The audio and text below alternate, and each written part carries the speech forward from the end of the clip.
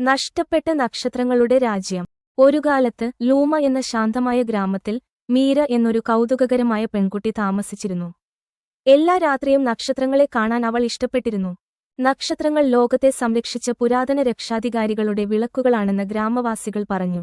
ഒരു രാത്രിയിൽ മീര വിചിത്രമായ എന്തോ ശ്രദ്ധിച്ചു. ആകാശത്തുനിന്ന് ഒരു നക്ഷത്രം വീണു മലകൾക്ക് പിന്നിൽ അപ്രത്യക്ഷമായി. അടുത്ത ദിവസം ഗ്രാമം നന്നായി വരണ്ടുപോയി. മൃഗങ്ങൾ അസ്വസ്ഥരായി. മൂപ്പന്മാർ മന്ത്രിച്ചു, നക്ഷത്രങ്ങൾ അപ്രത്യക്ഷമാകുമ്പോൾ ഇരുട്ട് ഉണരും. മീര തീരുമാനിച്ചു, വീണുപോയ നക്ഷത്രം അവൾ കണ്ടെത്തണം. മീര ഒരു ചെറിയ ബാഗിൽ അപ്പവും വെള്ളവും അവളുടെ ഓടക്കുഴലും പാക്ക് ചെയ്തു. വഴിയിൽ ടിക്കോ എന്ന ഒരു വികൃതിയായ സംസാരിക്കുന്ന അണ്ണാനെ അവൾ കണ്ടുമുട്ടി. ഭക്ഷണം പങ്കിട്ടാൽ കാട്ടിലൂടെ അവളെ നയിക്കാമെന്ന് അവൻ വാഗ്ദാനം ചെയ്തു. താമസിയാതെ അവർ സുഹൃത്തുക്കളായി. അവർ യാത്ര ചെയ്യുമ്പോൾ അവർ വിസ്പറിംഗ് വുഡ്സിൽ പ്രവേശിച്ചു. വിചിത്രമായ ശബ്ദങ്ങൾ അവരെ പ്രലോഭിപ്പിച്ചു. പിന്നെ തിരിച്ചുവരൂ കുഞ്ഞേ, അത് വളരെ അപകടകരമാണ്. എന്നാൽ മീര അവളുടെ ഓടക്കുഴൽ വായിച്ചു. ശബ്ദങ്ങൾ അപ്രത്യക്ഷമായി. മല കയറുമ്പോൾ മീരയും ടിക്കോയും ഓരോ എന്ന ഒരു വൃദ്ധ ആമയെ കണ്ടുമുട്ടി.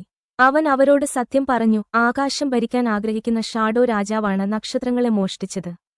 ശുദ്ധമായ ഒരു ഹൃദയത്തിന് മാത്രമേ അവയെ തിരികെ നൽകാൻ കഴിയൂ. അവൻ മീരയ്ക്ക് ഒരു തിളങ്ങുന്ന സ്ഫടികം നൽകി.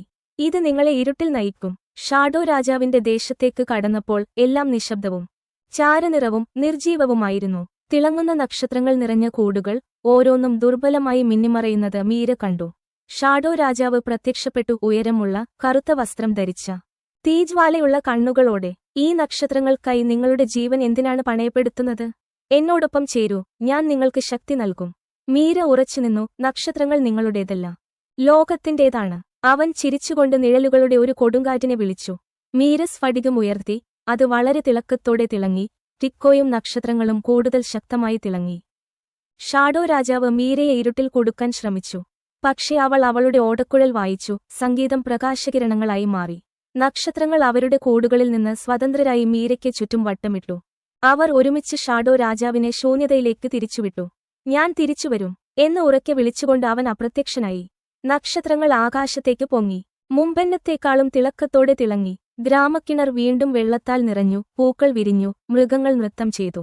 ഗ്രാമവാസികൾ മീരയെ ഒരു വീരയായി ആഘോഷിച്ചു. പക്ഷെ അവൾ പറഞ്ഞു, ഞാൻ ശരിയായത് മാത്രമേ ചെയ്തുള്ളൂ. വെളിച്ചം എല്ലാവർക്കും അവകാശപ്പെട്ടതാണ്. ആ രാത്രിയിൽ ആകാശം മനോഹരമായി തിളങ്ങി. നക്ഷത്രങ്ങൾ എപ്പോഴും ലോകത്തെ സംരക്ഷിക്കുമെന്ന് അറിയാമായിരുന്ന മീര മുകളിലേക്ക് നോക്കി പുഞ്ചിരിച്ചു.